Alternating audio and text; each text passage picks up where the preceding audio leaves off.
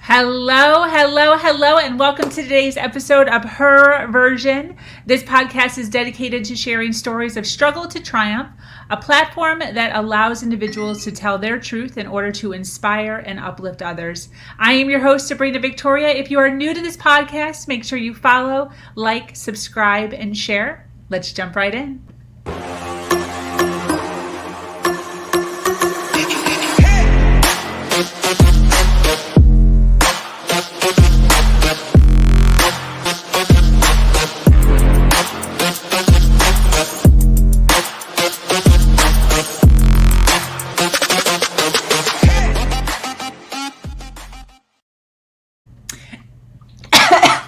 Oh my gosh, I was so excited about that intro. I started coughing on myself. Thank you for joining us today for this episode of Her Version.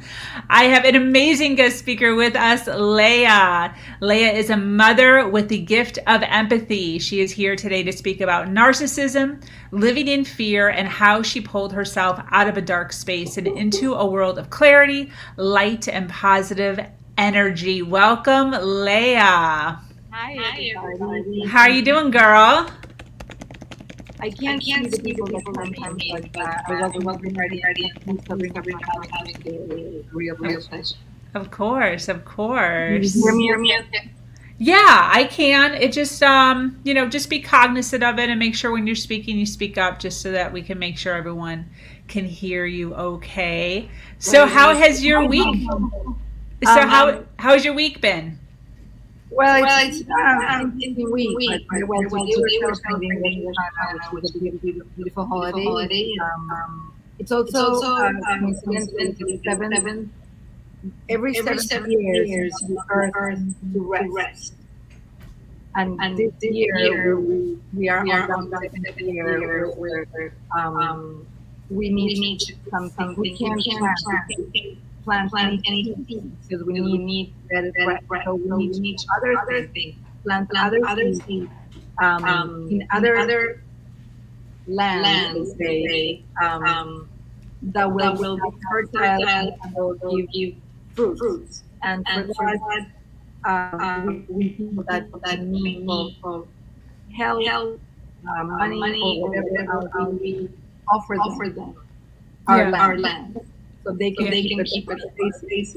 So it's an interesting last week I was a little bit on a low kind of mood, and it was an interesting process to see how I went from like low, just like again, let's get up and this is not gonna be. Yeah. So in a nice this week. Definitely. I hear you on that. Hey, do you mind clicking on is there any way that you could get on your phone? On my phone. Yeah, and do this on your phone because I have 2 people already that are saying they can't hear you. Oh, okay. Let's see.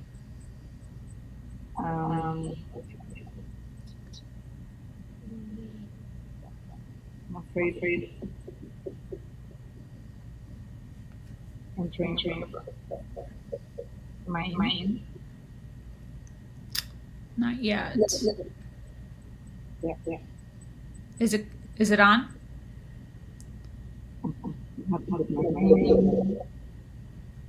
Here it is. Let's see if that one's any better. And you hear me better here? Yes. Okay. 100% better. I'm going to close this.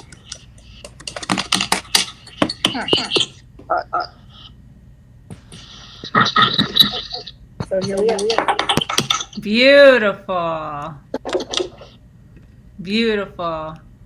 All right. So listen, we have a lot to talk about.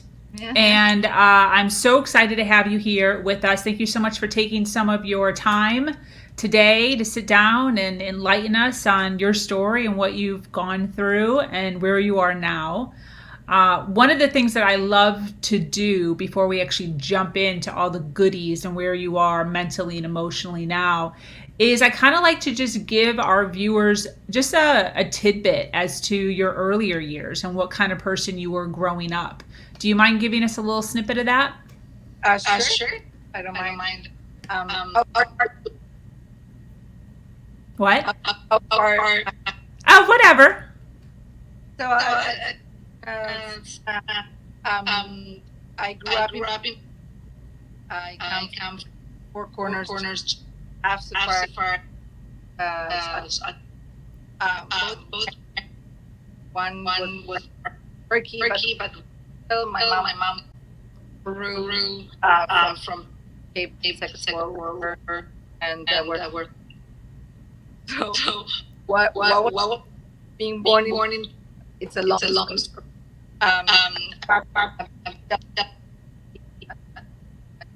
School, all that there. I was a rebel. The eyes of the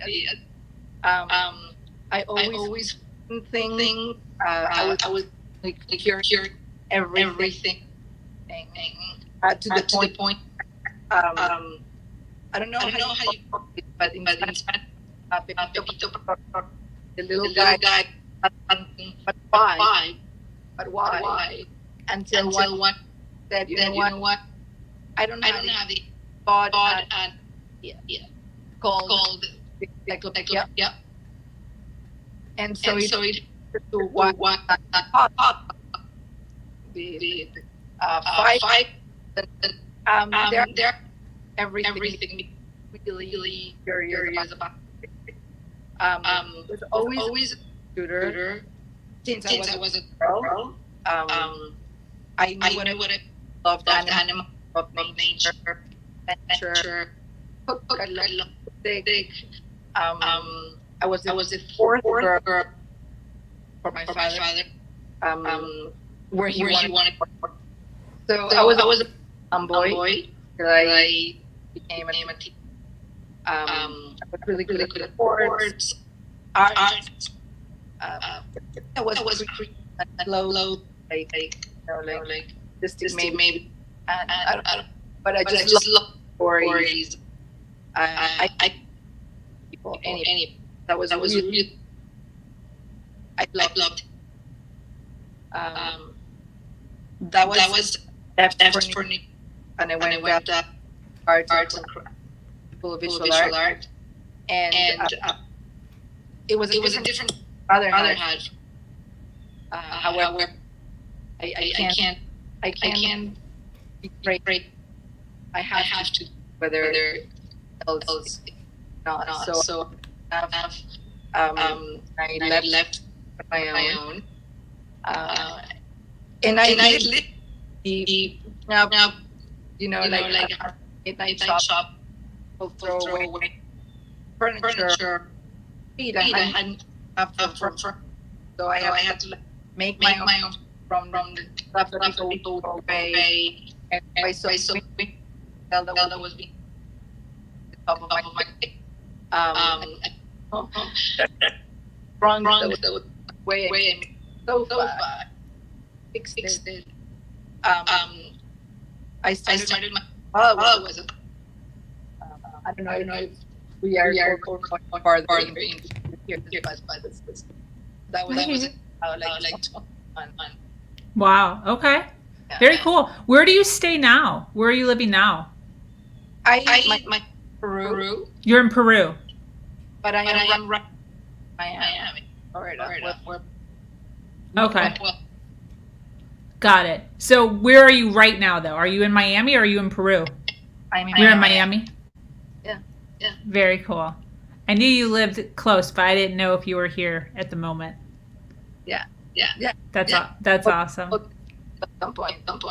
Yeah. Definitely. I agree with you. So you've brought us all the way up until 21. Basically. 21-ish.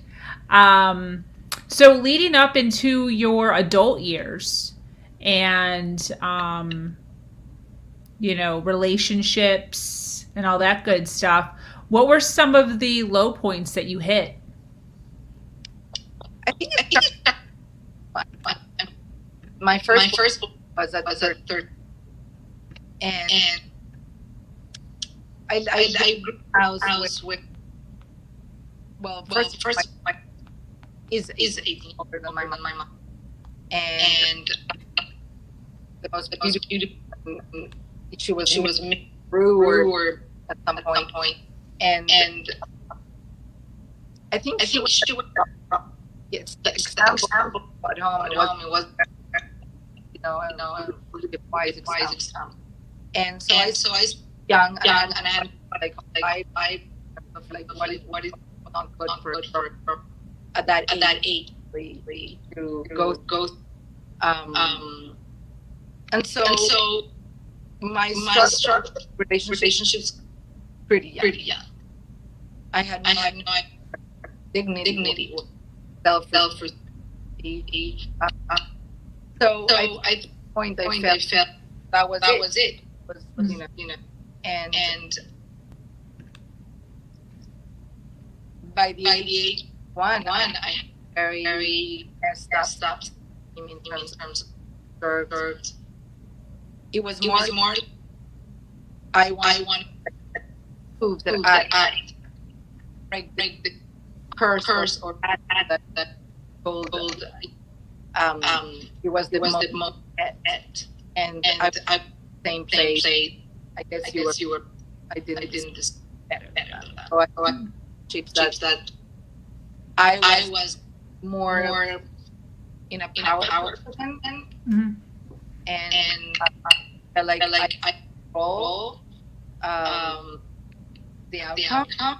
Yeah. But in the meantime, obviously, it led to self-destruct. Yeah. That totally makes sense. 100%. Great. I mean, that's all else I did. School won an award here, and it was quite impressive to do with wise and mind. When it came to an emotion, I was at a loss. No idea. Yeah. 100%. So through all of this, I'm assuming at some point you learned about empathy. Yeah. Narcissism.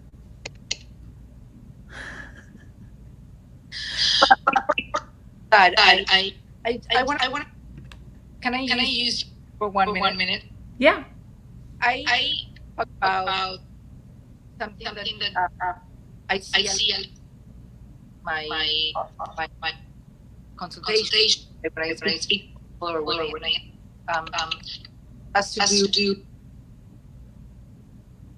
a phrase that common phrase you heard. Somebody was bringing the worst out of me, and I want to make sure that I'm not invalidating nor my feelings, nor my emotions, nor anybody's emotions who could be hearing. I just want to clarify that it took me many years to understand that nobody can actually take the worst or the best out of you. They can only trigger anything. They can only trigger something in us, and then it's our responsibility what comes out. But for that, we need to do a work of getting to know us.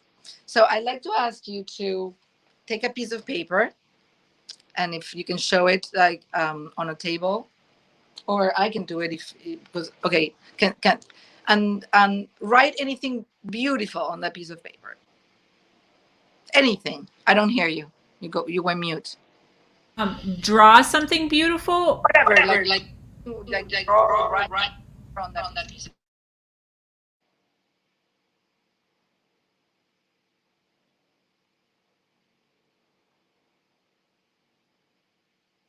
Okay.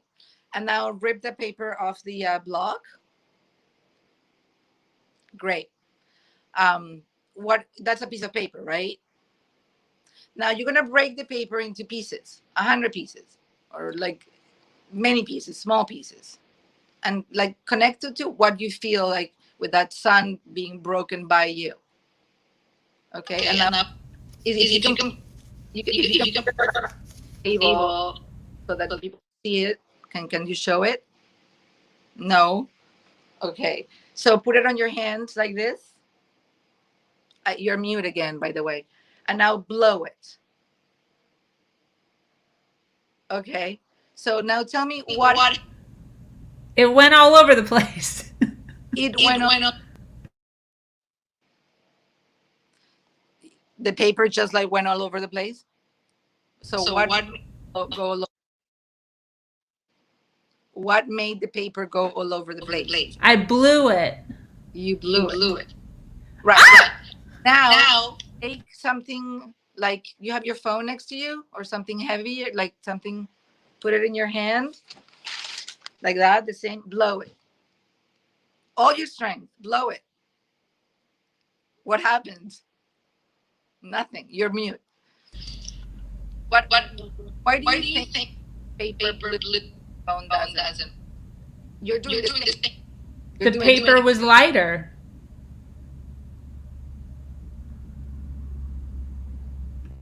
So in reality, you triggered the phone and you triggered the paper. But what made one blow and the other one not blow is what they're made of. Yes. It makes absolute difference. You did exactly the same thing, but the quality, their qualities of how they are built, what they are made of, is what makes one blow. Of course, a hurricane, your phone will blow, but maybe a structure that it's made of materials to support a hurricane won't blow. So is it that people really take the worst or the best out of us, or is it on us? Wow, I love that. Absolutely. I get that.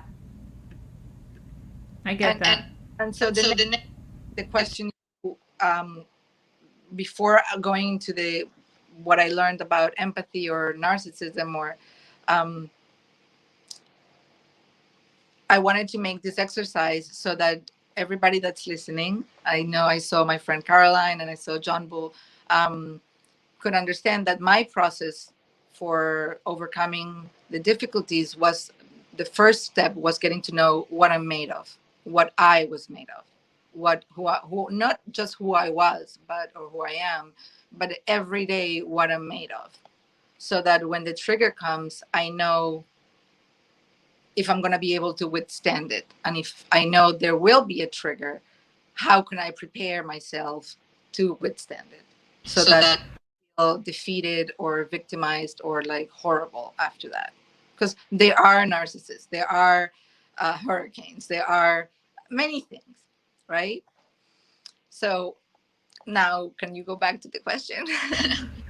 I was asking about you identifying as an empath and what that means.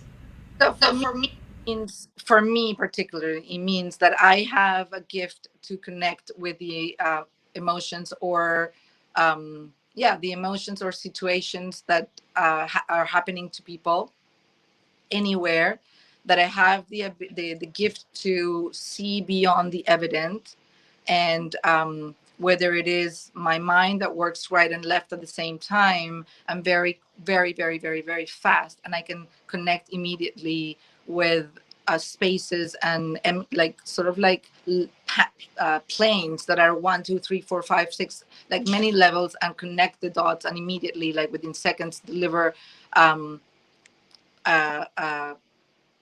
assessment, right? And I can feel, like with people that I'm specially connected, I can feel when they're going through hardship. I can actually connect with the emotions of somebody else and feel their pain. And I can sometimes, a lot of times, foresee, I'm not a psychic, but I can foresee things that will happen, and how will they happen, and when will they happen.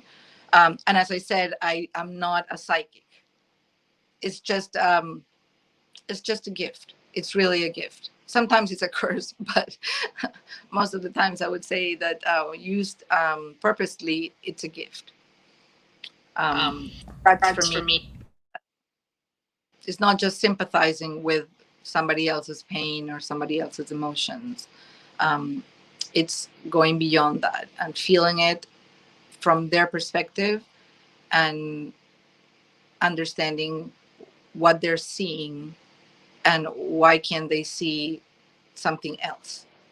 Why can't they see either the solution, or why can't they see a different way than what they're just limited to see? Yeah. No, I totally understand that. In your opinion, how did you acquire empathy? How do you think that happened? Nature. I think that since I was very little, I was like that. I just didn't know that there was a word for it, so I always thought it was there was something wrong with me. Even though I was a popular girl at school and I was really like on, like creative, and I have still my closest besties, and they really see me as someone like really special. I thought there was something really wrong with me. I was told that it was wrong. What I felt it was wrong, what I thought it was wrong, like just that. So I felt like I was defective in a way. When I embraced it in my elder years, it came, and I'll say this, it was a question that you were going to ask me later. What was my lowest point in my older times? And it came to a time where I really had no clue who I was. I thought I was the daughter of my father, who he was a public figure, and I thought I had to be this prototype of the Latin Jewish girl, and I had to behave in certain ways. So escaping to move to New York against my parents' will was the freedom, so I could be whoever I wanted. But I wasn't. I was so far from the truth. That was like, it was another trap, self trap. And then until one day, I woke up feeling if I were that defective and I was so defeated and I had no idea whether I liked women or men, or whether I like eggs, boiled eggs or scrambled eggs or any eggs, I did not want to live. I did not want to live. And I remember that I asked to be put in the psychiatric ward because I had gone to a psychiatric after a breakup with this boyfriend that it was my trophy. I have to say, nowadays I know I used him as a trophy for me so that I could feel great about myself, that I could have such a good looking guy, and the psychiatrist was diagnosing me like without any testing, without anything. And so I was being medicated for so many things that I didn't know who to ask. And I assumed that when I would ask him, but I'm feeling this, that, and the other, like secondhand, like secondary effects, he would say, oh yeah, that's totally normal with people with your condition. And I was not only ashamed, but it was like horror. It was just a moment where I was ashamed, embarrassed, sad, defeated, and I didn't know what to do. So it was the first time I ever asked my mom for help, to come to help me, because up until then, I hated the idea that anybody would come to rescue me. But I knew then that there was something wrong. But then there was something wrong with my mom coming too, because she actually believed the psychiatrist and she wanted to believe the story of a doctor. What would my crazy daughter know more than the doctor, right? I mean, she's always been like a little bit off. So why would... I can't hear you. So you're mute for me. Yeah, I know.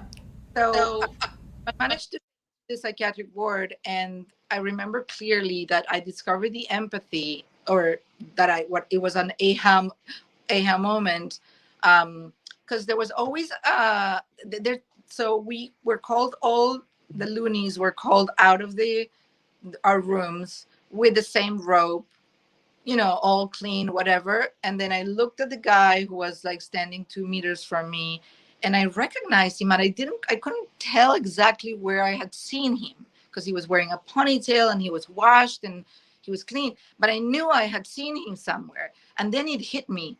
He was a beggar. that laid on the floor, dirty, disgusting, stinky, crazy, scary, in the corner where I used to live. And I used to live in a beautiful block in New York City. So every time I walked by there and I saw him, even my dog would make a sound like ooh. And when it was like, that was my moment. I said, okay, so here you are. You are like a Latin American Jewish princess, and you're in the same shitty place than the beggar who has no apartment, no house, no food, no nothing, no money. The difference is that you have an insurance that's paying for you, and he has to pay, like the government is paying for him. So everybody's like helping him. Well, you only have your parents who would rather have you here than outside, making a worse name for themselves than before. So as long as I was in the loony, it was safe. And I have to say, I found such bliss being in there, connecting to the people there, observing. Wow. So that's when I knew that I had a gift. I didn't know it was called empathy. I didn't know what it was, but I really discovered, okay, this is a gift. Like, I have to find more people like the beggar. And self that when I went out of that place, I would look into, like, I would walk to every beggar on the streets. If I run into one, I wasn't going to go find them, but I would look at them in the eyes. I would come, and if I gave them food or money or clothes or whatever, I would, even if they spit it on me, I would still look at them in the eyes and make them feel human, make them feel they deserve to be looked in the eyes, and say something nice. And so that's what I did. And from there, I just continue developing that sense of empathy. Wow. When did you actually, so you felt it at that point, but when did you actually like learn the vocabulary word empathy? I think it was about then. It was 20, I was 28. I was very lucky because I was dismissed with a letter of apologies for the misdiagnosis. It was quite funny because they needed the bed to get me out of there, and this is a side comment, but I remember like every morning they were coming in rounds for anybody who knows how hospitals work, whether it's a psychiatric ward or any ward. You have the residents, you have the they're the ones who are doing their final step before they become, like the specialty that they're looking for, and then you have the chiefs. And I remember that at every round there were like 20 people like listening to the questions, and they would just leave until one day they said, well, we're ready to dismiss you because you don't require a bed, and so you can go to a center up north, and do a rehab if you want. And so I said, what for? And he said, well, we have come to the conclusion that you have an identity disorder. I said, what does that mean? And they said, well, you don't really know who you are. I said, well, yeah, I don't know. I thought I was somebody for many years of my life, and it was based on what others told me what I was or what I was supposed to be.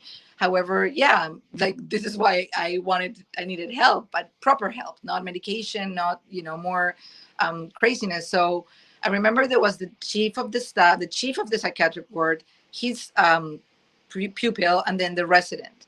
And he said, well, why don't you go back then to doing what you were doing before, which was jewelry and accessories? I said, because I don't know if that's what I want to do. And he said to me, well, what do you think Dr. Wapani here, his pupil, he's the one who was taking care of my case, does in the mornings that she doesn't feel like coming to work? I said, I have absolutely no idea what she does, but what I am really happy to know is that even Dr. Wapani has days that she doesn't know what she wants, right? So Absolutely, yeah.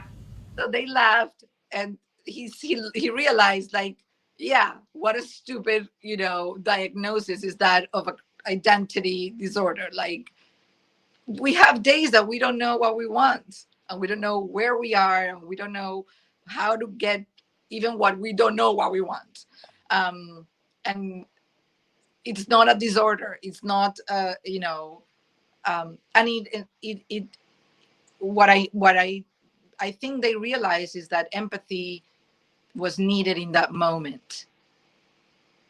Rather than tell me what I had to do, was helping me find out what I needed to do or what I wanted to do. Thank you, Charlotte. Yeah. So yeah, for anybody there that feels like, it's so hard to like explain to other people, I don't know what I want to do today. And it's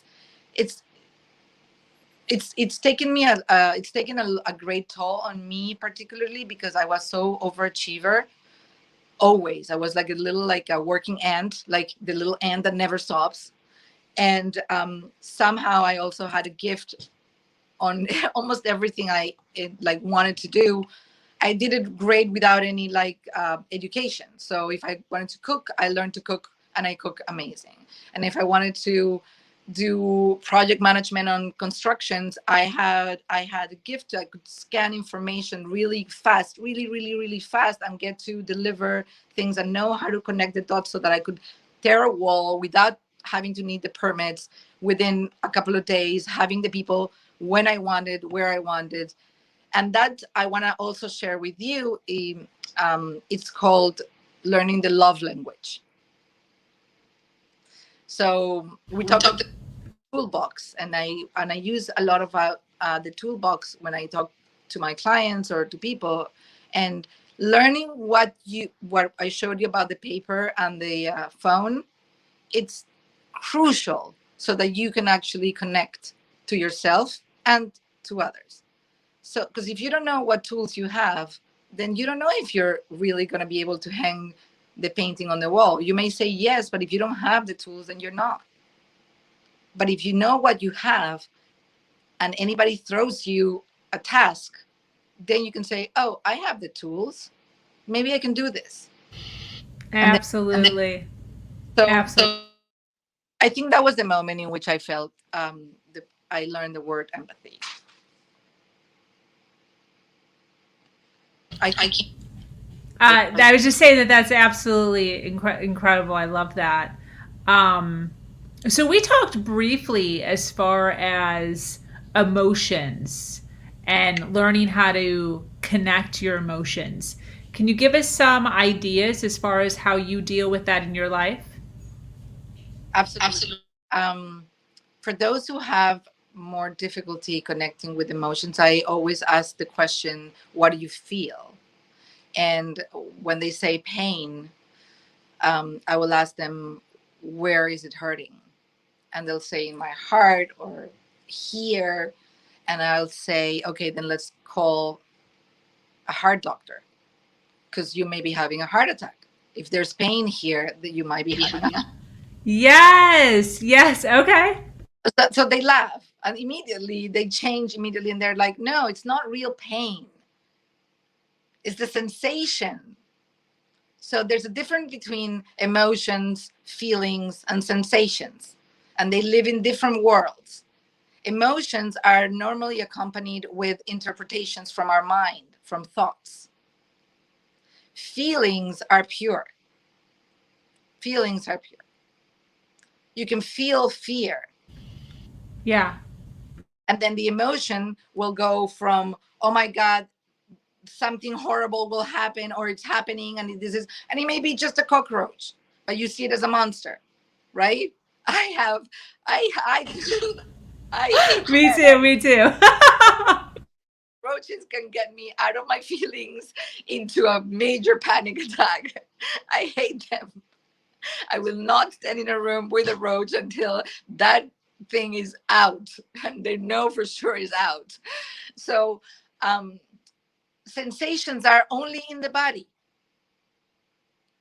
So if you can differentiate, if you can write it down, and I ask everybody who's listening, write those 3 steps down, because immediately when you have anything coming up and it's overtaking your life, or it's even if it's under pressure, you're just trying to pressurize it underneath so nobody will notice it. It's still there, and still feeding off from you.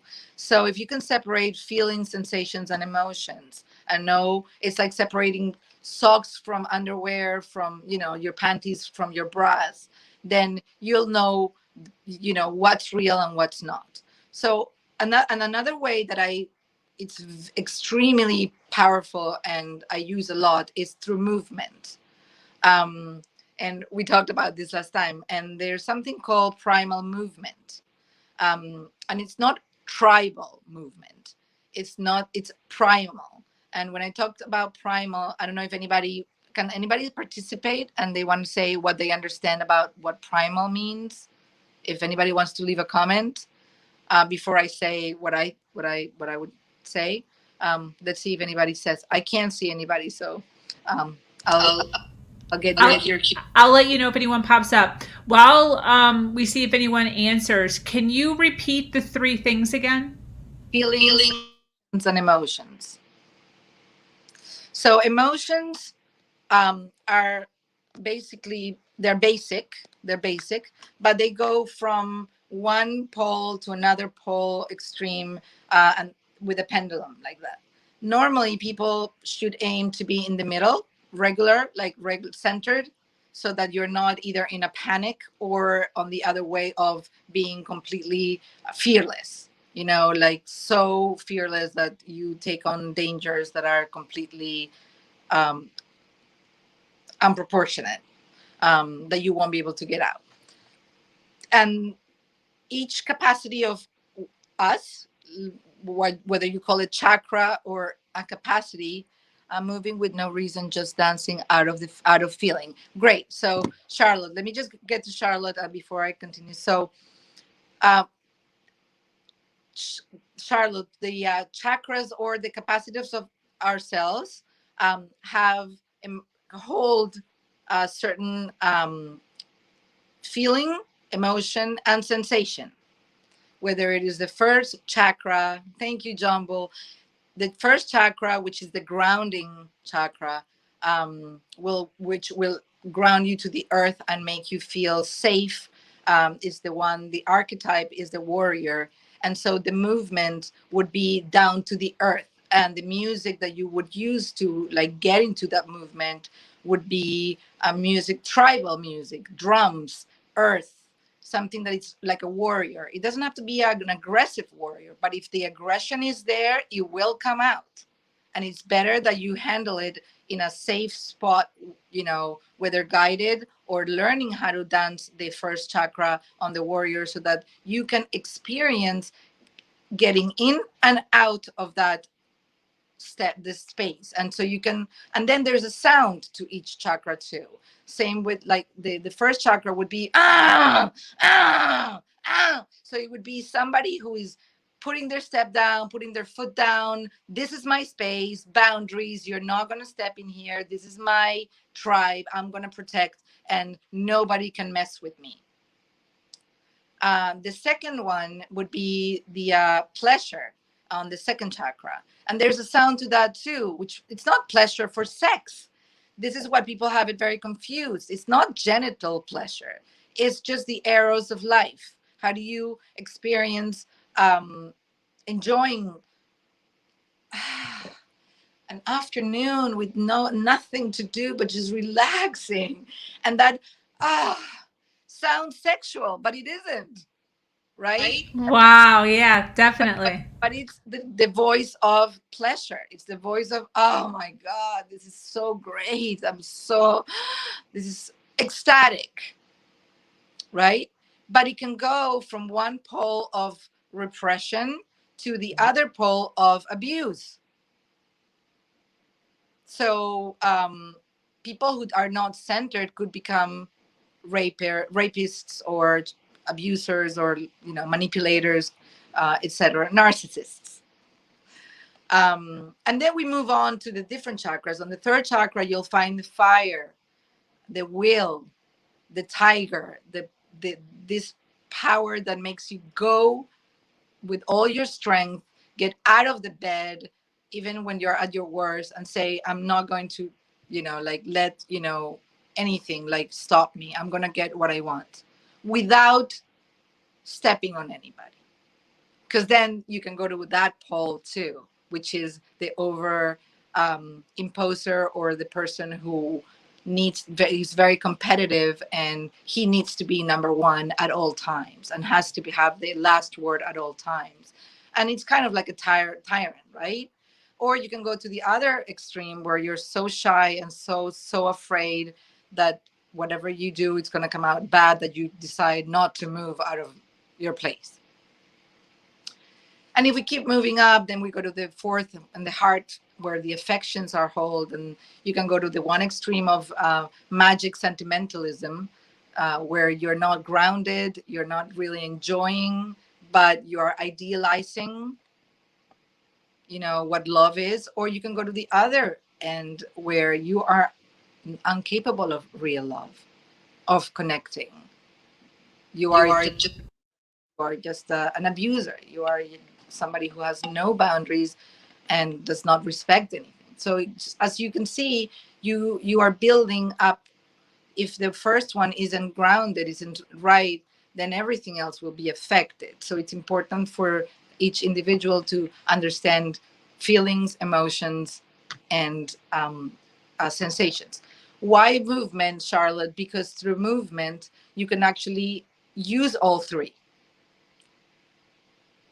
But I will say one thing: while you are moving your body, your mind shuts off. And Nietzsche used to say, and for those who were deaf, the people who were dancing seemed like crazy, who were listening. Yes, I've heard that. Yeah. So one of the most effective ways to heal the mind is just move, dance, and let the dance be your healing. Because in that moment you can't think, you're not thinking, you are just concentrated on your breathing and your movement. And so that's how I recommend or tell people to connect. I know I'm disconnected from my emotions or from my feelings, let's say, when I'm in the midst of emotions that are, first, I'm not moving. So I know that I'm stuck in a place of darkness. And whether I do it out of choice or, and when I say out of choice, it's, hi Dave, when I do it out of choice, meaning sometimes in my process of growth, I've felt that I always spoke in metaphors, and a lot of people didn't like that. But a lot of people actually loved the idea of connecting to a visualizing graphic that has nothing to do with what they're going, not talking about their emotion, but me putting it on like a French toast. You know what I mean? Like, so they're, oh, I see, like we did with the phone and the paper. So for me, it's like becoming a seed. Many seeds can actually be put on a plastic bowl with water and paper, and they grow and they bloom.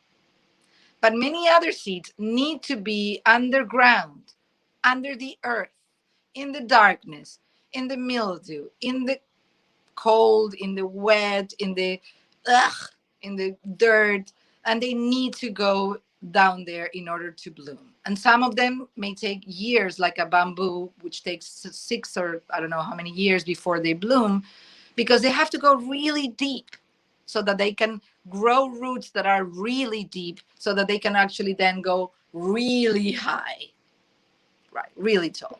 So a lot of people will, if you ask them, what tree do you think it's stronger, a bamboo or a cedar or oak? And they'll say the oak.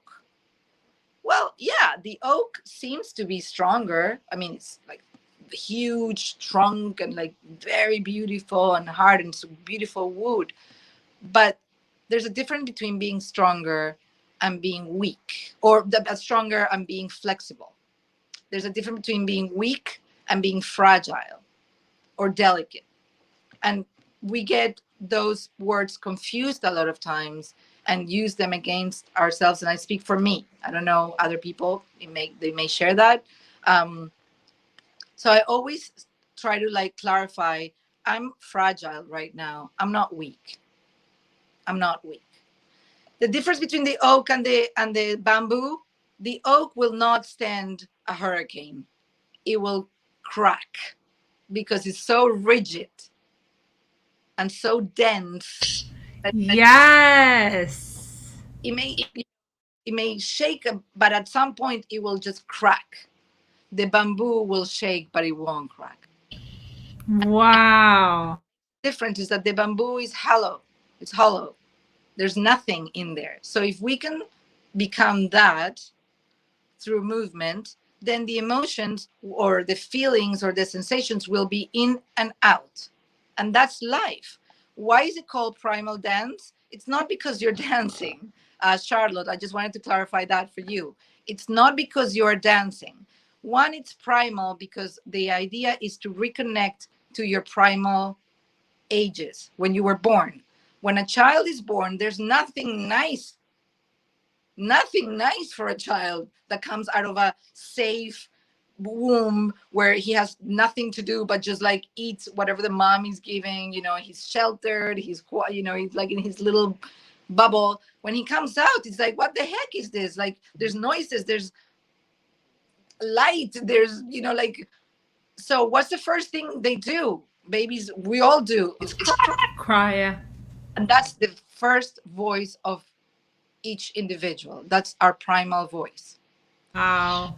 When you see online with babies, like everybody, like like those Instagram like babies that are like listening to music and they're moving, that's primal. Nobody taught them that step. Nobody can primal how to move like this way or that way. That's primal. So the whole idea of primal dance is to reconnect to that, to your primal being, so that you can actually move from there and know who you get to know from who you really are at your primal, safe, healthy. And if your primal is angry, then also know that and how to tame that beast. Because you know how children fight and they bite and that's primal animal, right? That's I don't see. I'm sure you bite. I would get in trouble if I did that. Okay. I mean, love bites. They're called love bites, but children have no love bites. They actually bite, and when they bite, they're going for like. They need to learn that that's not something humans should do, but that's primal. Wow. That's absolutely. Chakra, the prime. The dance relates. It's a metaphor to life when you come in and out of the feelings and emotions and moments when you meet people randomly and they're coming in and out of your life. That's a dance. You're dancing through life, and if you cannot flow, then you get stuck. Then that's where like more problems like begin or reoccur. Absolutely. Wow. I loved all of that. So much awesome information. Absolutely. How long have you been teaching in this arena? 10 years. 10 years? 2010. 2010. So is that kind of like your last Never. Good point. Was that your last, I guess, segment of your life where you were enthralled or in a world with a narcissist? Like, is that like a definitive line? Well, it's interesting that you say that, because even with all the knowledge, which is information, if it's not practiced, as a ritual every minute of your day, we're still like narcissists in general, adult narcissists. I'm not, because adolescents are narcissists by nature, children are narcissists by nature, but they don't have the well, adolescents maybe, but children don't have the evil vein, let's say, or the bad blood to them. But they're narcissists at nature, in which means they want the attention. They think they're entitled. You know, they want what they want when they want it.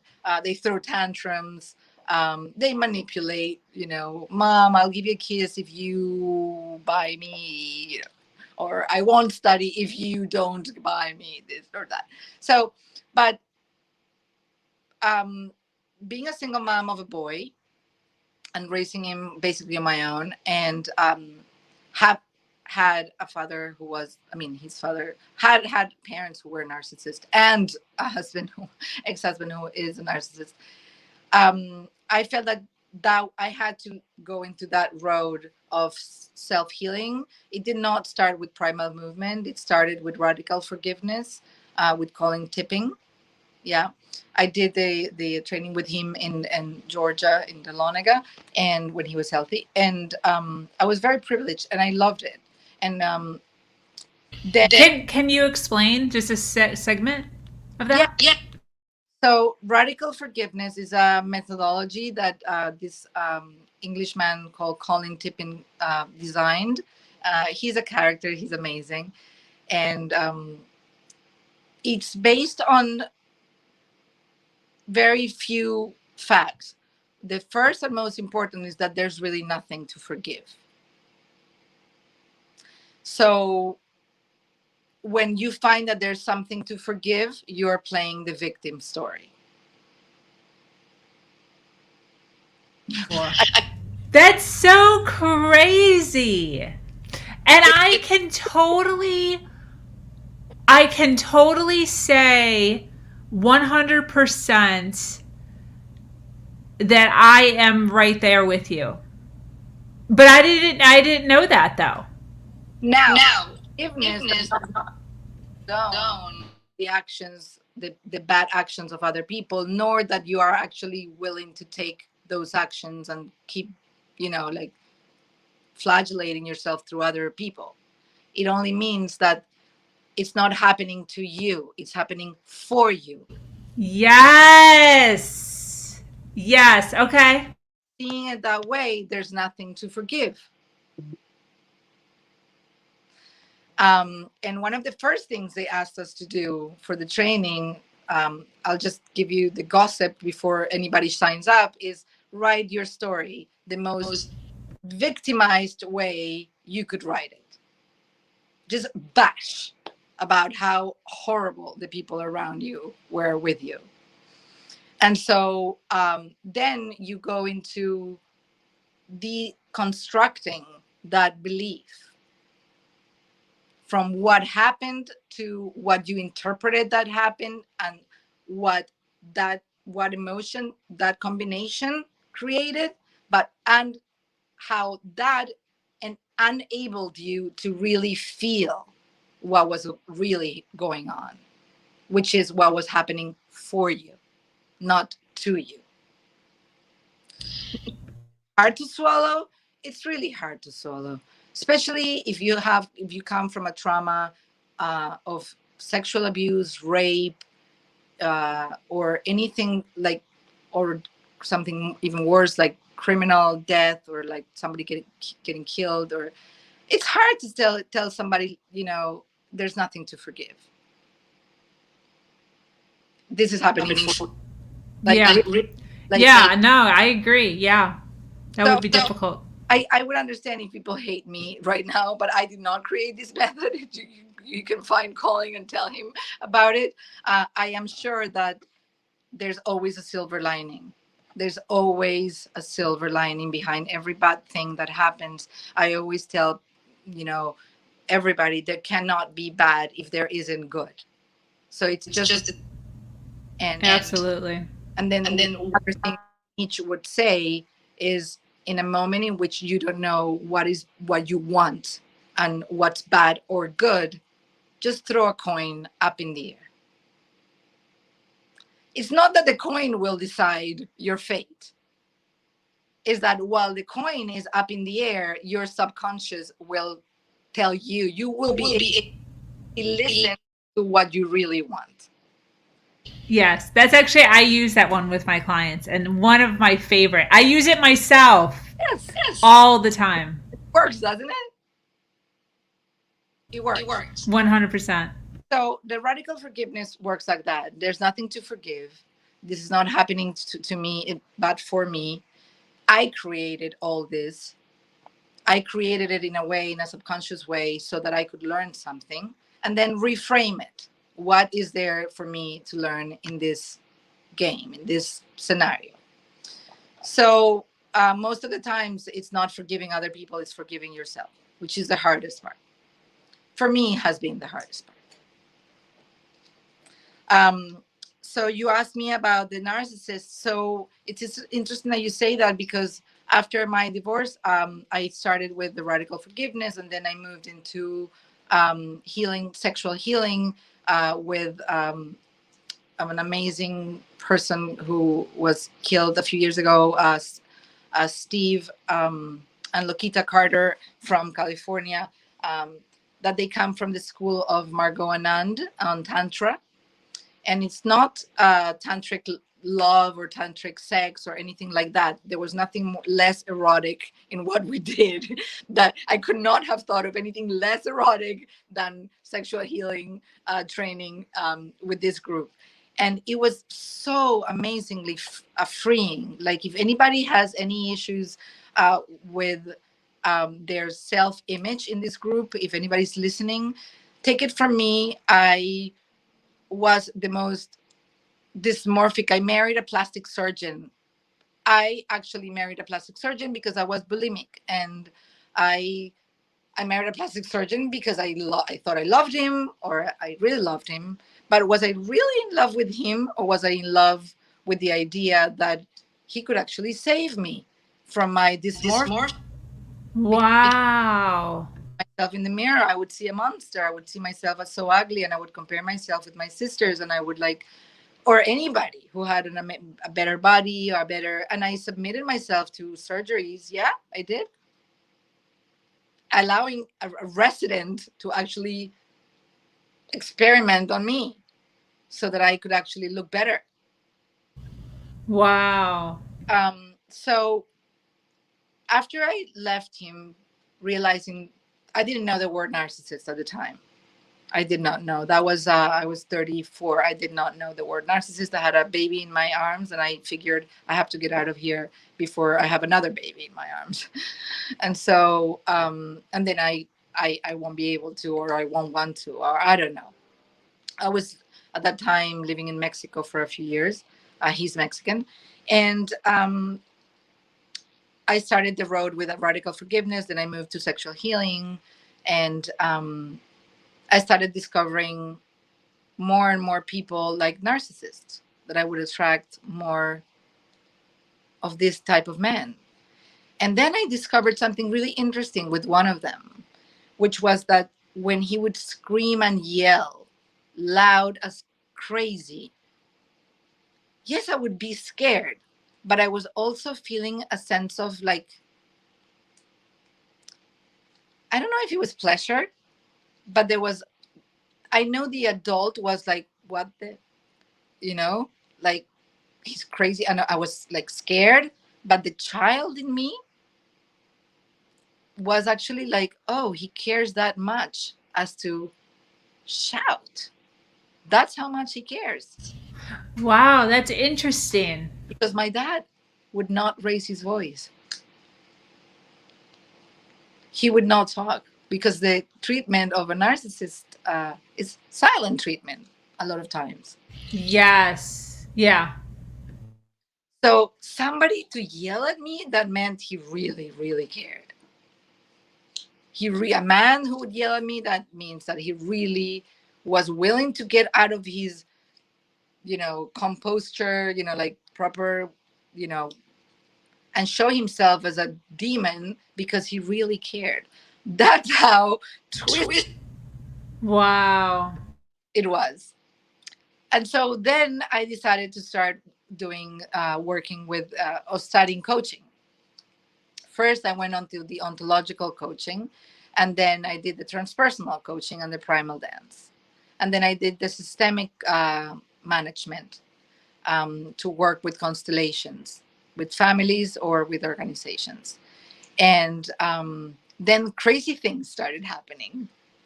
And I was getting like jobs that I didn't even know I could do, like investigative research for a criminal, for one of the most notorious criminals of this century. And I went to prison. I sat with him in a cell and with no guards as a coach. And people ask me, weren't you scared? And I always say, I didn't see the psychopath. It did not show up for me. And when I go back to the moment prior to getting into the prison, I had done my primal dance, my grounding, and I had connected to my psychopath, to my own crazy, Wow. to the possibility of crossing the line. And so when I showed up, we were equal. So why would the psychopath show up to me when I meant no threat to him? So that's how I explain empathy, how you can actually learn the love language of, and if you get to learn the love language of any person, there's nothing you cannot get from that person, not in a manipulative way, meaning whether it is you're selling something, you're buying something, you want to help them and they don't want help. How to get to somebody is tapping into their love language. For some people, it may be money. For some people, it may be compliments. For some people, it may be, just listening to what they have to say. You name it. But if you can tap into the love language of that person, on that day, I said, I'm going to tap into the love language of this killer. And it was somebody who was 22 and was lost and screwed up and who knew no boundaries and who thought who could get away with everything. So I said, okay, I'll be the same as him and I'll just talk to him in his language. So after the primal dance, I developed this amazing connectiveness with people. Unfortunately, many years later, I fell into the trap of my own trap, I suppose, that I thought I was like in safe heaven, from narcissism. And it impacted my work a lot. It did. My life and my work and my motherhood. What do you mean? What happened? Well, what happened, I suppose, like we all share a similar scenario where their needs become more important than your needs. And their jealousy becomes more important than your work. And their accusations become real again because you heard them when you were little. I heard them when I was little. So I was afraid. I was afraid that I would be in a session and then I couldn't answer the phone. I was afraid if I was in the shower and I didn't answer the phone. And so I stopped doing things that connected myself to me. And I wasn't making anybody happy. I wasn't making him happy. I wasn't making my son happy. I wasn't making me happy. I wasn't making my family, anybody happy. So all the work that I had done for many years, where I realized that I had not finished it.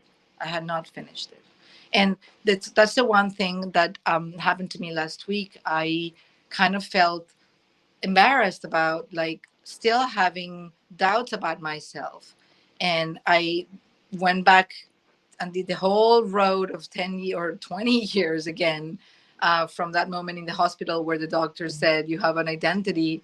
And I said to the doctor, well, I'm happy the doctor also has, sometimes she doesn't know what she wants. And I want to tell everybody who's listening is that there will be good days and there will be bad days, and even when you think you've already erased and overcame and this is the last and never again, and you say it and it's been months or years or whatever, working in yourself has to be the same as eating, as breathing, as showering. It has to be a daily thing. Whatever it is that you do daily. If you don't shower daily, fine. But whatever it is that you do daily that is important to you has to be equally worked with getting connected to who you are. Because the minute you lose sight of that, you're again back in a place where you can be prey. Lions never stop chasing, and deers never stop running. They're always both cohabit in the same atmosphere, but in the same place, or jungle, or like whatever you call it. But the deer will always be listening, very alert. If she doesn't, then she gets eaten. Right? 100%. So same with us. The same with us. And the predators are not necessarily the narcissists outside, because as we saw it at the beginning, they can trigger, but it's what we are made of that makes a difference. Absolutely. Yeah, I definitely agree with that. As far as the world that you're in, the education that you've gotten so far, speaking to women who are in a relationship with a narcissist at the moment, what are your thoughts on them being able to mentally beat a narcissist? Do you think that's even possible? No. I mean, I don't think it's possible would be the right word. I would use the word probable. Everything is possible. I don't think it's probable. However, what I would say to these women is, I mean, there's so much controversy, when I don't, and again, I'm gonna excuse myself. I don't mean to undermine or minimize or invalidate anybody's feelings, emotions, or what they're going through. Whatever you are in your process is totally happening for you. So I know what it is to hate the moment. I really know what it is to not want to be in that moment. I know what it is to be the seed I want to be deep down in the dark, and really not be able to breathe and not be able to see until I can feel, and then I can bloom. What I would say is that I heard this from a very good friend of mine, and I think it is true. For a relationship like that to work, a relationship where there's abuse, where there's mistreatment, where there is bad language, I don't even want to get into beating or sexual abuse, because I have not experienced that. So in order for a relationship like that to actually evolve, I have seen cases that the man who was a narcissist has evolved and changed. So that's why I say it's possible. The other person, so the way he put it was, my friend put it was, so for something like that to evolve, the person who wants it more, who's more keen on the relationship, has to be willing to sustain and take the whatever the crumbs they're getting from the person who's least interested. Because in that way, there may be a moment in which the other person will not be able to get the high if he doesn't get a reaction, and then figure it's not fun anymore and evolve. It may happen. Chances are scarce. Can it happen? It's a gamble, and it's a roulette gamble. It's not even, it's a Russian roulette gamble. Yeah, 100%. Roulette. But I would not say to anybody that it's in a relationship and that cannot see this, oh, pack your things and get out of there immediately. I would never say that.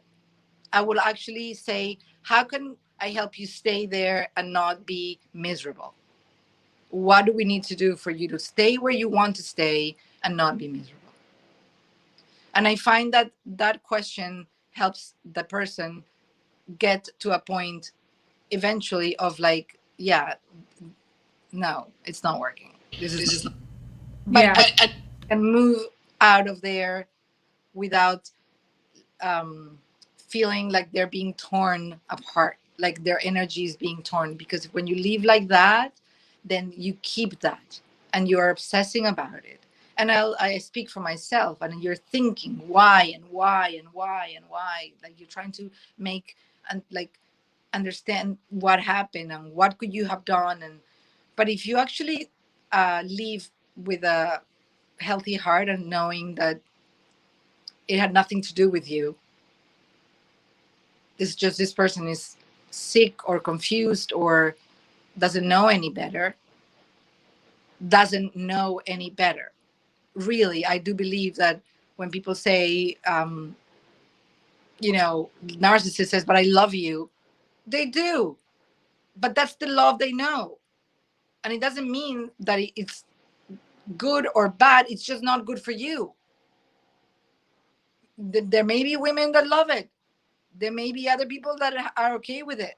I know a lot of people that are okay with their husbands calling them names publicly, and they're really okay with it. They actually could not give a flying cucumber. They really couldn't. Like, they couldn't care less.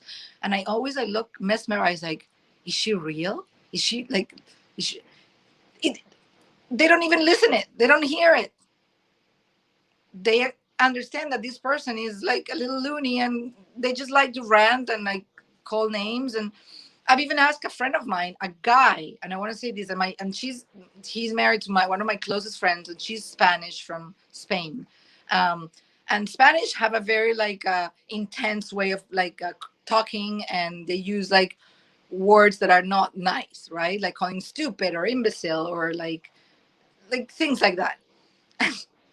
Sometimes I would be like, she's too much. So I would ask my friend, like, how do you take it?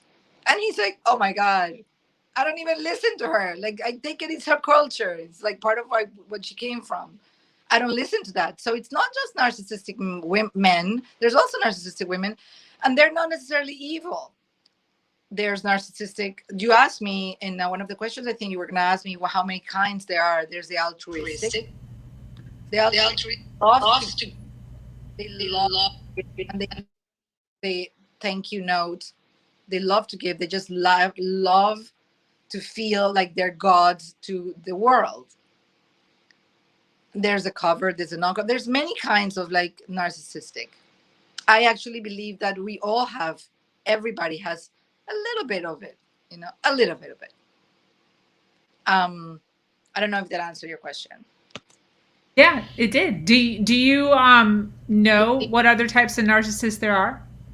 I don't know all the types. I know that there's a lot, but I would stick to the ones that are not productive and not healthy, and especially the ones that are dangerous. And I don't mean danger like in terms of somebody calling you stupid. That is also dangerous, because if somebody has a low self-esteem already and they are constantly called names, it could lead to suicide. And I don't like the word survive either. So like, you're never going to hear me say I'm a survivor of narcissists, or I think survival goes to diseases and to wars and to things like that. Not that being with a narcissist isn't a war. I just think that surviving in a way, they compared to being a victim or being a survivor. And this is a conversation I was having with a friend the other day. And why do I did not like to victimize people on the support groups? Like, go and feed the fuel, yes, he's a jerk, and yes, you should get out, and yes, this, that, and the other. I don't like it. I feel like they would be more served if they could see themselves, if they could see a little bit of the goodness they have, to move on and not be victims, not even like want to be a victim. I think kids are victims. I think that people who are raped, who are beat, who are killed, though, they are victims. People who are with cancer, who are, hunger in Africa, whatever, like, yeah, they don't have a choice. I feel that we should concentrate. I mean, for this time being, I don't know more than what I just said about the narcissists, the covert, the overt, the altruistic, the beater, the drunk. I haven't met the beater, nor the drunk, nor the drug addict. Do you want to read the question and answer it? The question, hold on, let me open it again because I don't have it here. No, there's somebody who's asking a question. It's on the screen. Hi. Are empath magnets to toxic people like narcissists? Well, it's an interesting question. I can't say if you're a magnet. However, I do believe that a narcissist will definitely. So this is the thing. So I will talk about the narcissist I was with, and the one thing I noticed very soon in the relationship. He was probably the smartest mind I had ever encountered. Psychopathic, almost, like I thought it was in a good way, but I would always tell him, you're the extreme of your like clear clarity and sharpness of your mind. It's almost perverse, and perversion is nothing more than intelligence taken the wrong way, like Hitler. It's really smart people that don't know how to use it productively, so they use it. So if you ask me if a narcissist if we're magnets, I don't think that we are magnets at all. We are people. We are just flesh and bone and feelings, emotions, thoughts, histories, stories. We're not magnets. However, I would say that narcissists need people who are sensitive enough that are empaths, who are sensitive enough for both reasons. One, because this is the game at the beginning with the love bombing. I also learned about the love bombing phrase very short while ago, but I've been seeing it a lot. In the love bombing, they adore. They actually do fall in love with that beautiful empath they are seeing in front of them, who is transparent, who's open, who's given everything, who's not withholding information about their life, who's not like casting away their like wounds so that they're not touched, who's like willing to help them or willing to help other people. Today, the narcissist, the person I was with, would say to me, the one thing that I love the most about you is your sensitivity. What is that telling me? I am so sensitive, I can actually feel the pain, feel the rain, feel the sun, feel what's not happening, feel what he's doing, and he loves it. Why is he loving it? I was metaphorically speaking. Of course, I know how you were metaphorically speaking. They can sniff. Yes, of course. That's exactly what I'm saying is they love a person who's an empath. Are they going to sniff like a hound and discover that you're an empath and that's why they're going to get close to you? No, I don't think that we are like that. I don't think that that's what happens. I think that empaths have a vibe. We have a vibe, whether we know it or not. We talk, we are out there, we are outspoken, and we want to help people. And there are the same way there are pedophiles and there are criminals looking at houses which are empty and they can go in. There are people who are listening, and you don't know who's listening to you. But in among those people, there may be one narcissist and will listen to you and will say, okay, this person sounds like she's sensitive. This person sounds like he or she is sweet. This person sounds like she's understanding. She's giving. He's generous. So this is a good chance for me to take, to feed. Vampires go out in the light, right? Vampires don't go out in the light because they're afraid of being seen. They what do you call it? They destroy themselves with the light. So they have to work in the shadows. And which is the shadow is our shadows.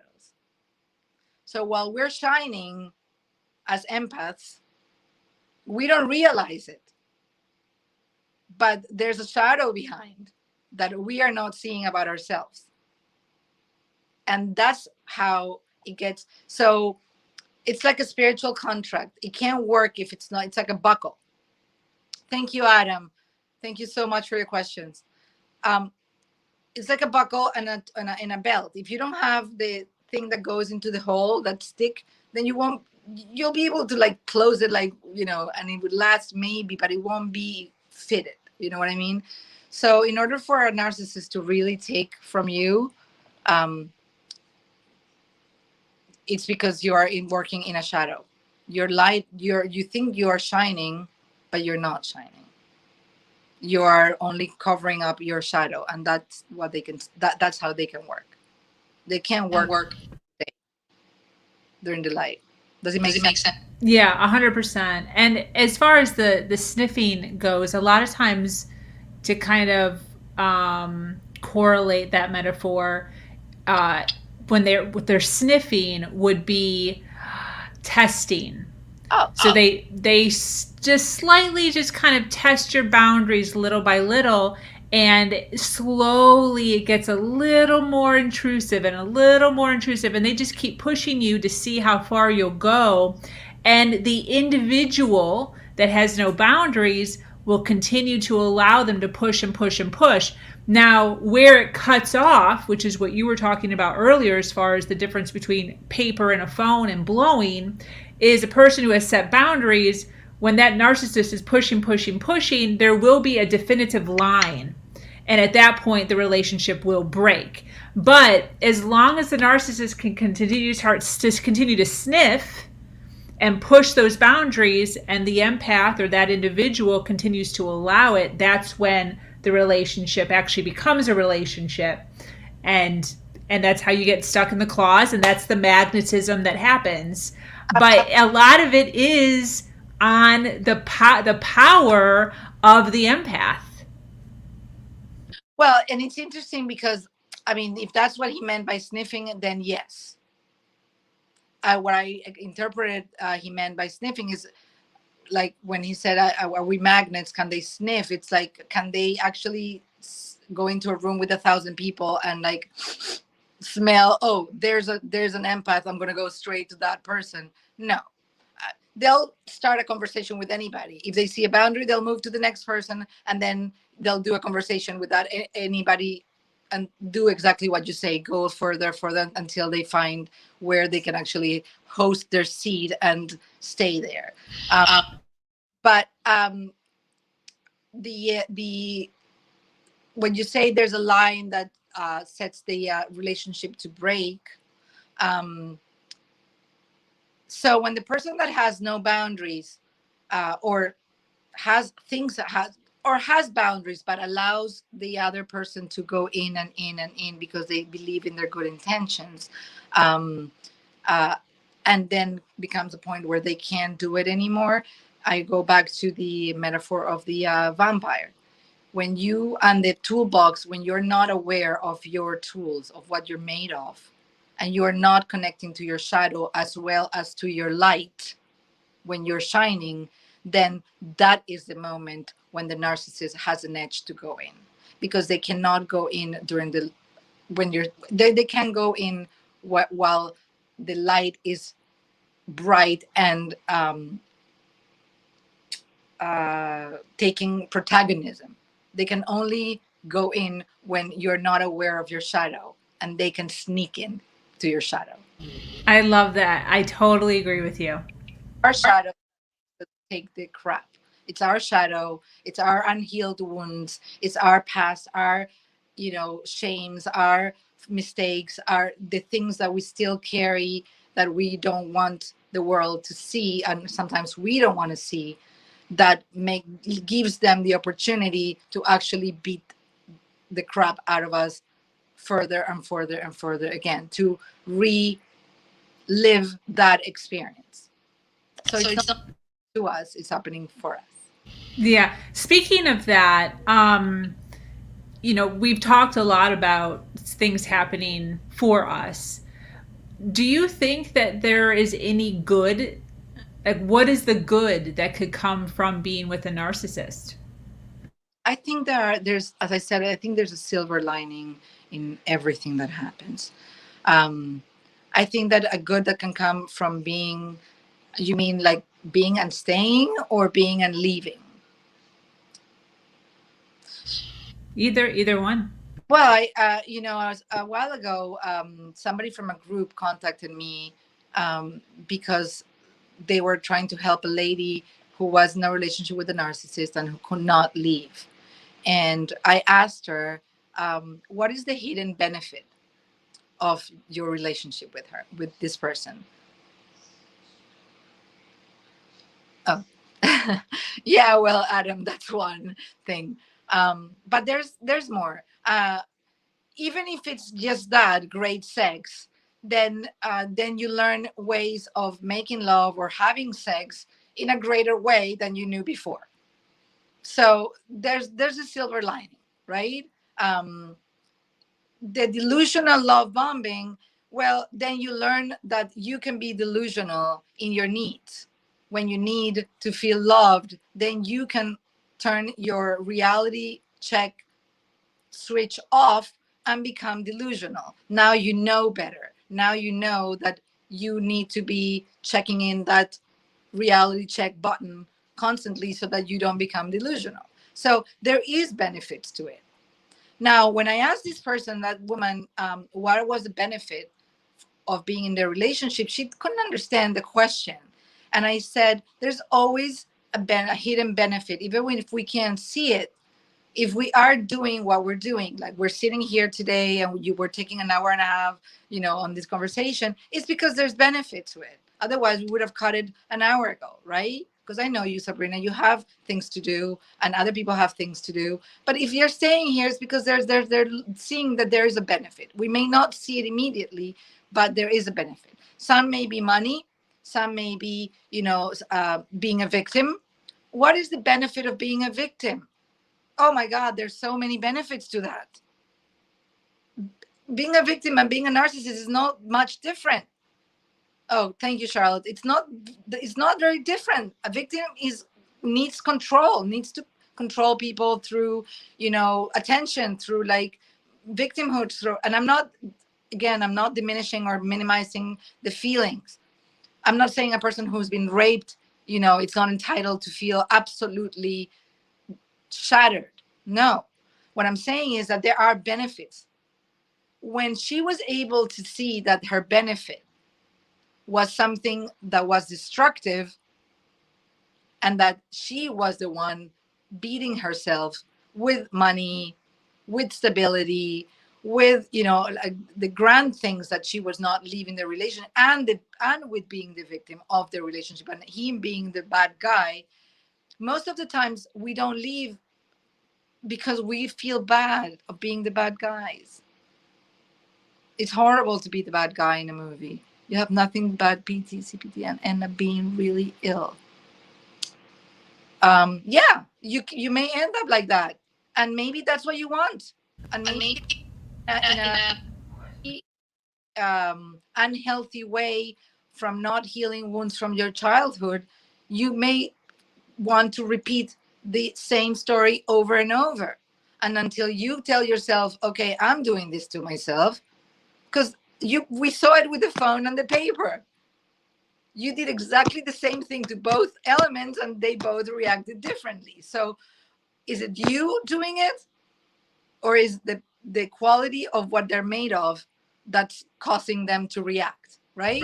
I totally agree. And for Adam to know what she's talking about, you have to go through the replay. But she had me do this really awesome visual with two different things.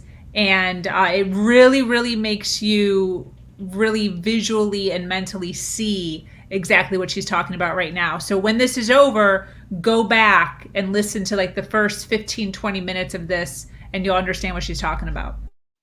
I can tell Adam also, very simple. If you put a glass of water in the freezer, what's going to happen to the water? It's going to freeze, right? It's going to become ice. But it's still water. And if you let it in the air outside, it will evaporate. But it's still water. It does not change its quality. It changed its form. It changed how it reacts to the external, stimulus, but it does not change what it is. It's still water. Absolutely. I love that. So when she was able to see the benefit in what she was saying there, it took her a while. But then I got a call and said, I have to thank you because my friend was able to leave. And finally, it wasn't about being empowered. The word empowerment, to me, it sounds like it makes a little bit of noise because it almost like it sounds to me, anyhow, as if we are declaring we have no power. So we need to be empowered. It's more about grounding and, taking from the earth, from the ground, the courage to actually do whatever we need to do to survive in a primal way. How a baby survives if it's left in a nest, outside a house, abandoned, he can survive. He can survive. He'll cry until somebody will hear his cries and somebody will pick him up. I don't say every baby will survive, but so if we can connect to that primal being, then the chances is that we're going to be able to find what is the benefit that we have in everything we do. Absolutely. I agree with that. What's your advice for individuals that are searching for their own potential? I love that question. I love that question because I have a son who, since he was very little, I realized that he was curious as me, and he was very awake and he was very musical. So when you say they're searching for their potential, I would say try anything that you think you like. Try it. Even if it's not a good thing, I would say try it, because then you'll realize it's not good for you. And if you like the bad thing for you, then you'll realize that eventually you'll have to do the work to get healthy. But that would be my advice, is just try it. I won't say go into drugs to see if you like it, if that's your potential and you can be a drug dealer, right? I would not encourage that.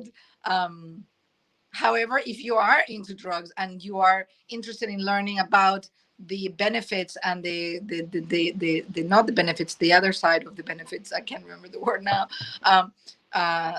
the counter benefits and what is it made of, the chemistry about it, then learn about the chemistry about it. Because you might find a chemist in you and you didn't even know about it.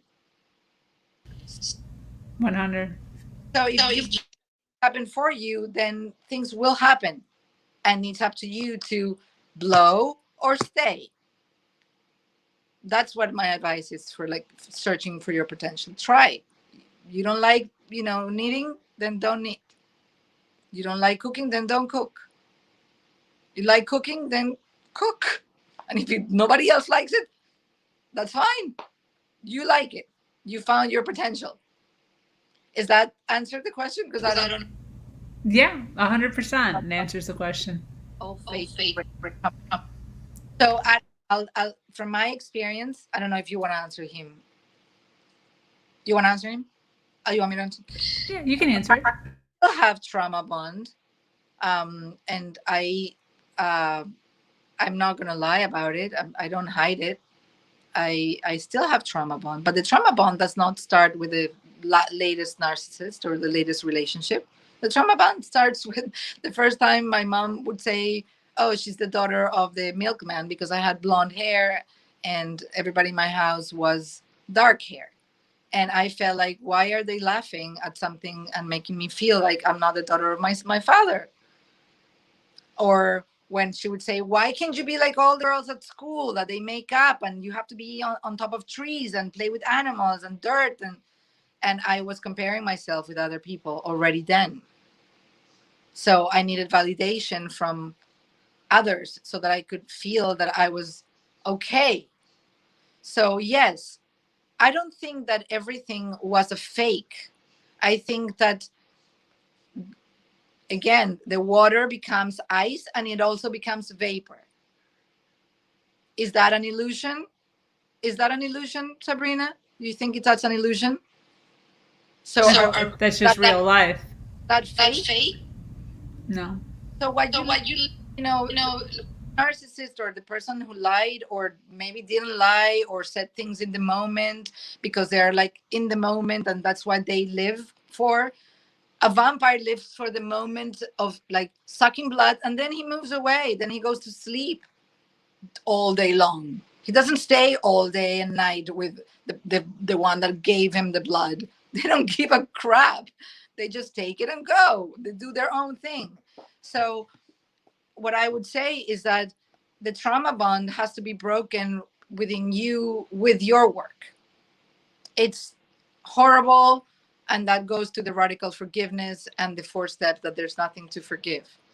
Maybe what you are experiencing in the trauma bond has to do with forgiving yourself for whatever you think your mom didn't like or your dad didn't like. It's my case anyhow. Like my work is trying to be perfect because I felt so defective. And now seeing that I needed the validation from others makes me like an addict. And it isn't that much different than an addict who needs a drug to get high. So knowing that that's my Achilles heel, it's the switch, the reality check switch, keeping it on check, on, so that I don't go back to that moment in which I felt, oh, I'm not even the daughter of my father. Oh, I'm not even like the rest of the girls. Oh, I'm going to show I am better than the other girls. And I'm going to have this guy, the toughest guy. So, or in your case, maybe the toughest woman or the most beautiful woman, or maybe, I have no idea. I don't know your story, so I'm not to judge. It is hard. It is very hard. And if you did not listen to the beginning of the talk about sensations, feelings, and emotions, well, you say it's very painful to realize that it was all fake. I would suggest connect not with the sensation of pain, but with the feeling. And it may be sadness, it may be grief, it may be a void, it may feel yucky. And there are stages, right? So maybe go through the stages without jumping them to get faster to where you, because you can't bear the disillusion, the disbelief. It is a horrible thing. It is a horrible thing. Sabrina, you are from Florida. Many of some of the ones that came from me are in Florida. You know about the buildings that collapsed. Yeah. Miami Beach. And it hurt as an empath. I sensed that was something really bad was going to happen the night before. I was crying all night. It was something stronger than me. It was an awful, like, I need to get this off me. It was an awful energy. And I was flying out to Mexico the following day for a vacation, and I did not fly. And I did not know, I knew people from my school were older than me in Venezuela, because there were many Latinos who lived there. and we all know each other in the Jewish communities. So there are denial, anger, beginning, depression, and acceptance. Yes, if you jump one of them, then you go back to, it's like a game. Dane. Yeah, I can see Dane. Yeah, it is like a game on the Nintendo. If you try to, like, if you don't jump the bridge that you have to jump on Mario Bros, then you go back to the beginning. Anyhow, so what I was saying about the building is that I felt it, and I didn't fly because I could not. Thank you, Adam. Thank you. I hope I did help you in any way. I really do, and I wish you all the best. And thank you, Sabrina, for like having this space. Anyhow, so what I do lately is that when I feel that my world is like crumbling because I go back into I forgot to put the reality check button on, and I go back to that horrible, dark place, is that I think, what is a tragedy? What is really horrible? Is it that somebody was bad and didn't love you? I mean, leaves fall in the fall. The tree doesn't cry. That's what it happens. But what is a tragedy is what happened in that building. Wow. Absolutely. They did not have any reason to die. What is tragic is what happened with those 13 Marines. They did not even die for the country. They died for nothing, not even for a disease, not an accident. But I bet you that the people that collapsed in that building, if they had known that it was their last night on Earth, they would have made peace with themselves. They would have made peace with their partners. They would have made peace with their moms or their dads or their kids. I'm sorry, are you crying? I thought I was going to cry the whole time. I thought I was like, oh my God, this is going to be a drama.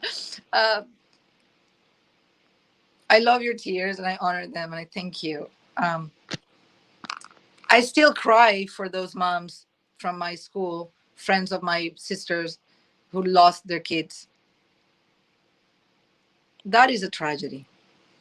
And that's not something that is fake. That's real. They're dead. They're not coming back. So I understand, Adam, how horrible it feels to realize that the person you thought it wasn't. And that's on them. Your job, our job, my job here today or in the groups or in my life is to keep my switch on so that I don't fall into the trap of, this is a tragedy. Somebody did not love me the way I wanted them to love me.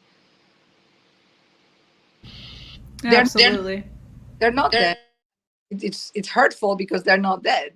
You almost wish they were, right? So that you could justify, okay, at least they don't love me because they're dead, right? It's like the price, that's like a great price, a great like delusional price. If they were alive, maybe they would love me, but no. I'm sorry. Is there anything else you want? With all of this new knowledge that you've acquired over the years, how do you decide to show up for your world now? When I show up, because there are days I don't want to show up, and I am sometimes embarrassed about it, and I need my peers or my family or my friends who know better than my fears to remind me, hey, like, don't forget about this other Lea. Yeah, you're seeing your shadow, you're seeing you're like scared of that, but there's also this. So when I show up, this is what you see. Sometimes crying, sometimes not crying, sometimes screaming, sometimes neurotic, but I'll always show up me. I'll do my best to show up me. and connected to the feeling and the sensations, and realizing when it's my mind playing tricks and creating an emotion that is not real. And it's a daily work. You work every day. When people ask me, so what are you going to do with your life if you don't,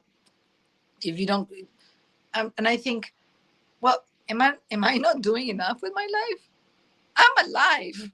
I'm breathing. And sometimes it's hard when you're in a panic attack. Adam, if you're still there and listening, I'm sure that you know, PTSD feels like you can't breathe sometimes. And you think it's real. You think that you are going to die in that moment. Isn't that already doing something with my life? So there's two ways of being an empath or feeling empathy. And one is not judging that whatever the other person is feeling is not true for themselves. And I would ask, you know, give it a shape. Give it a shape. Give it a size. Give it a color. What does it look like? Is it a ball? Is it this small? Is it this big? Is it fluffy? Is it hard? Is it heavy? And it helps a lot. It helps a lot diminish the anxiety and the drama that we can inflict on ourselves, and the exaggeration of what it could be. As I said, when I went to prison to see one of the most notorious criminals of this century, I saw a little mouse. How is that possible? If I had not previously given it already a size, a shape, a weight, a color that I wanted it to manifest and be, and feel absolutely no fear. He is a serial killer. What was I doing less than 2 feet away with a guy who's 6'5" and could just grab me and kill me in a second? He was already in prison, nothing to lose. He would stay still in prison. So that's how I show up. I connect with the love language. Absolutely. So you've talked about clients, coaching, your personal life, and we just kind of touched on the question that I'm just about to ask you, so now I feel bad, but I'm wondering what kind of things you have going on over the next, few years. It is a really good question at a really, I would say, horrible time, but it's the best time because it is being the question I had last week. I am in a big transition, coming out of a relationship that was, like Adam said, very hurtful, and accepting, I have to accept that it isn't a tragedy, and that this person isn't dead, but there were different choices that we each had, and that there is no reason for me to be geographically where I was because of him, because of that relationship. So what I do see myself doing is what we're doing today, helping people, accompanying people. That's what I really love. I love teaching as well, and teaching whatever I know how to do, whether it is cooking, whether it is jewelry, whether it is this about the emotions, explaining and learning new languages, teaching people to speak a different language so that they can realize how their language also affects their life. So right now, the answer is, I don't know exactly how that's going to be, but that's what I see myself doing. Very cool. As far as, we've had a few people on here that have been talking and hanging out and listening. And I'm sure that on the replay, same. and possibly people who are in those relationships right now. If you could give advice to a woman who is right now living and struggling with a narcissist, what would be your advice to him or her? Well, it depends, because there's, as I said, if it's not somebody that puts your life in danger, meaning I have been, let me just close the door 1 second.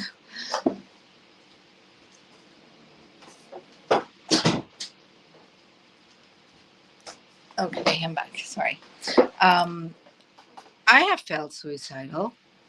So if somebody is in a relationship where they think that being paper or phone, being oak or bamboo will make a difference because this person can actually lead them to hurt themselves, I would suggest, just if they're not ready to leave that relationship because they feel the same way if they leave their relationship, then just have a support system that will be a net. Because if you fall, you want to fall and know that at least maybe once you fall and you're down like the coin in the air, maybe while you're falling, you'll realize that there is something worth living for. And so just have a net. If you decide then that you don't have it and you still want to go ahead with your plan, nobody will be able to stop you. I mean, I'm not saying do it. I'm just saying it's our responsibility to ourselves to, it's like with COVID, like you don't want to wear a mask, you don't want to put the vaccine, fine. And it's my responsibility to myself to protect myself from somebody who doesn't want to take care of themselves, right? Or the other way around. Not judge, but just like have a net. And if I'm going to expose myself, have a net.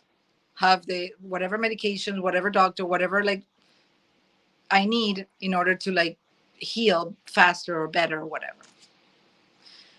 If you're ready to leave and you don't know how to, I'm happy to speak to anybody who would want to speak with me. I'm happy to speak. Like, I don't know if that's okay with you, or so I'm happy to speak. And I don't know if you can reach me with my email. I can leave my email here. I don't know. Yeah, we can I can put even here on the screen, I can put whatever you want me to put. What would you like? You can put my email. Or Facebook. What's your email? Lea A-R-E at I.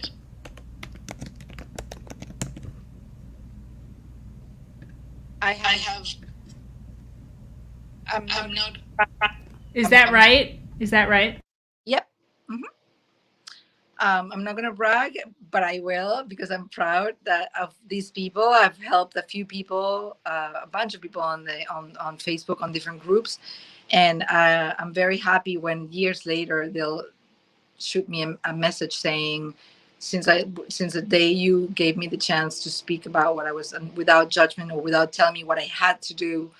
I have not drunk, I have not drugged, I've written a book. So I've gone through all the darkness, and somehow I always find the light. So I'm happy to speak to anybody. I may not have all the answers, but I'm happy to speak and help. My advice would be, if you're in a relationship that could put your life in danger, with beating, not mentally, lead you to suicide, which we spoke already, but it's sexual abuse or physical abuse. And I would suggest that they try to find shelter and leave, because they don't know when one punch will be one too many. And then the other thing is that if you have children, I don't judge people for being in relationships with or doing anything. I had my days where I did drugs. I had my days where I didn't. I had my days where, that was when I was not teenager, but at college, like partying, whatever.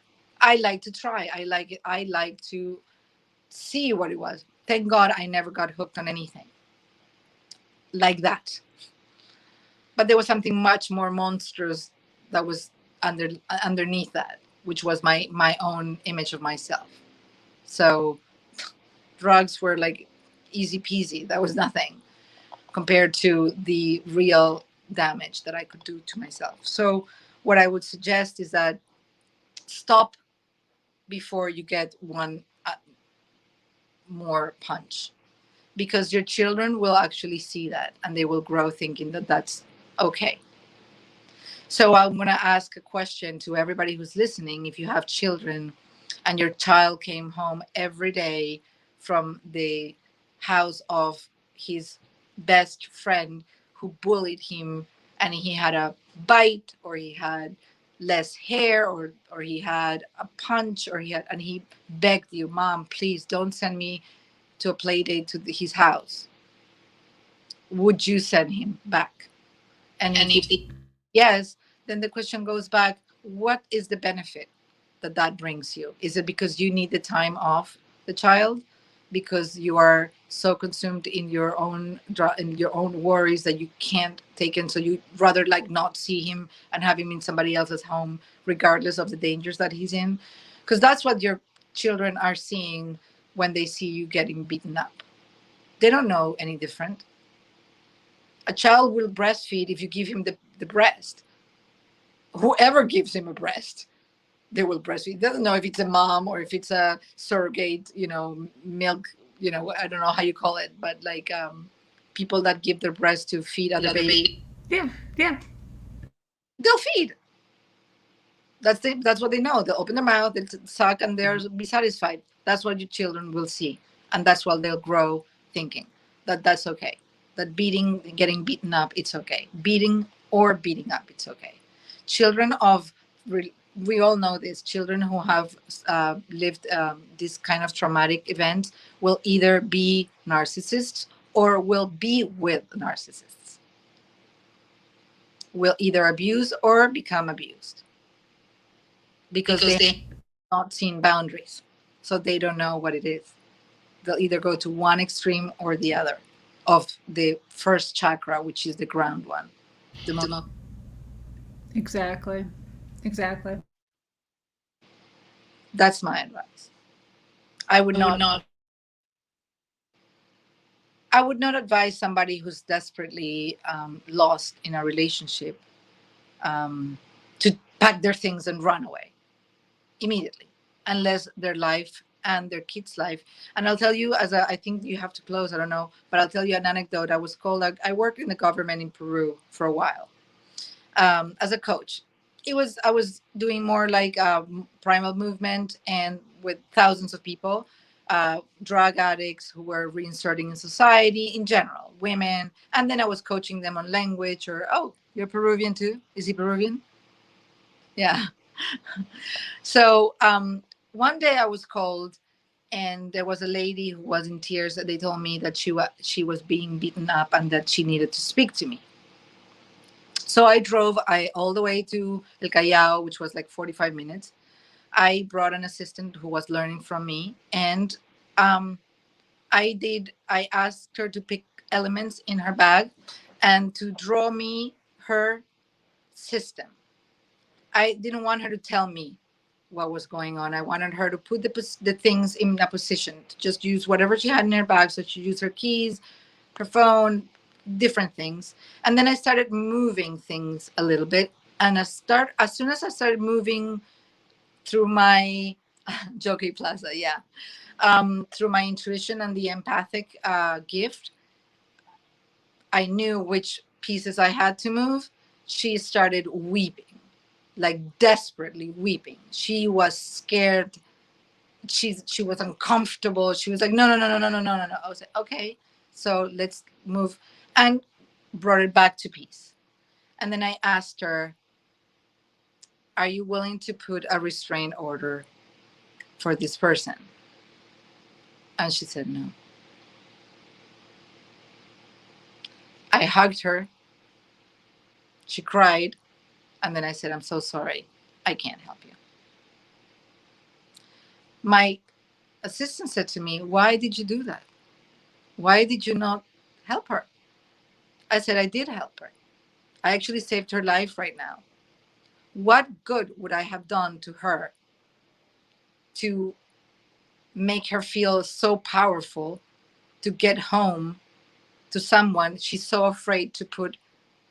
And when I asked her why, I forgot to mention this, I asked her, "Why wouldn't you?" And she said, "Because he pays for the meals and the school of my children." And so is there a hidden benefit there? So I hugged her and I said, "I wish you all the best. Just be careful." And then when my assistant said, "Why didn't you help her?" I said, "What good would I have done if I had make her feel powerful? So she would have gotten home at the first scream of the husband. She would have stuck her chest out and the knife would have gone in straight in. If she's scared enough to lose her meal, I just saved her life. If anything, she is ready to take the beat for that plate of food. She's not ready. She can't fight this man. So wow, it's like what happened is exactly what happened in Afghanistan. Like, I'm not trying politics. I'm not bringing politics here. It's just like, you can't force somebody to learn something they don't want to learn. Absolutely. Yep. You're right. It's outweighs the